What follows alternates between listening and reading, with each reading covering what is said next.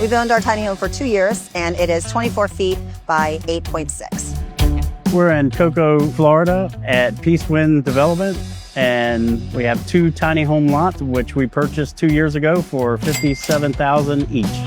We have 3 tiny houses on 2 lots. The main tiny house we stay in and live in when we are here. The center tiny house we use as my office, and the third white tiny house we use for overflow for guests or friends that come to visit. On the outside of the house, we built a few amenities for ourselves that we enjoy. One is a fire pit, another one's a deck. Hello, welcome to our tiny home. So roughly 200 square feet. So starting with the kitchen, here's some of the things that I love about this kitchen. It has an open concept, so there's no cabinetry. Everything is right here where you need it, within arm's reach, but again, it's not closed up, it's totally open. We've got a whole lot of nice counter space here. This is a gas stove, so if we decide that we do want to cook, we can cook stovetop. And there's also a full oven as well, which is great. So you have the ability to cook full meals. I really like the space aspect of it. I like being able to move around. I like being able to have full use of a kitchen, but still in a tiny environment. And there is no dishwasher, but that actually doesn't bother me too bad because I've got this great, huge double sink. So that makes a big difference for me as well. Here we've got a full-size fridge and freezer, and this is great little pantry just for food so that you can, kind of store, food items or pantry items in there as well. There's no dining room, obviously traditional dining room, but here it's so seasonably nice. We sit on the deck, we eat outside anyway. But one of the things that I really liked about this house was there's dual lofts, but the steps have built-in cubby holes and kind of open cabinetry underneath both of the steps. So it makes it really nice for storing different items, but they still appear nicely.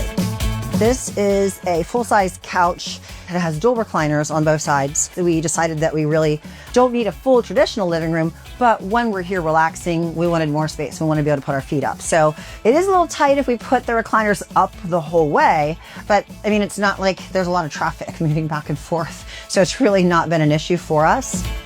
So if we go through the living room into the bathroom, this is my favorite part of the bathroom, and this was just a little makeup desk or vanity that we put in. So what we did basically was we just installed into the wall, this is like a desk, and it actually folds. We could take this down to half size if we wanted to, or leave it full size. But we used this primarily for, girls' stuff like doing your hair, doing your makeup. And then there provides a little shelf underneath. There's a little bit of storage as well for all those products. I'm sure that every woman has. We have tons and tons of product. There's a full-size shower here, plenty of space.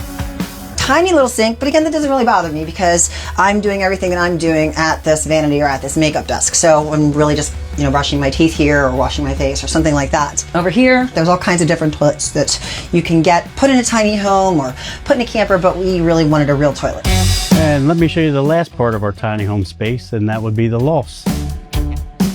The first loft here is a king-size loft. It has a built-in headboard. There are 2 night lights in the back as well as 2 overhead lights. We have a TV that we use for streaming videos or sports events, and also a circulation fan that has plenty of electrical outlets along with USBs. And we do have nightstands because everybody has iPhones, so you gotta have nightstands so that you have somewhere to sit your bottle of water, that sort of thing. Now we'll go over and check out the other king-size loft. This is our daughter's loft. The only difference over here is there's not an actual oscillating fan here, but it is a same setup as our loft. Then the second tiny home, it looks like a log cabin. I needed a office to run my business, and I needed a closet. As funny as that sounds, I needed a closet. I don't care about living room furniture or anything else, but I need a closet. So we were like, okay, not sure, try to figure out if we can find something small, to work out. Originally we had even just thought about a shed at one point in time. It didn't have to be a tiny home, but we knew, what money we had. And so that one popped up, and it popped up for $13,500. And then the third one that came last was the white tiny home.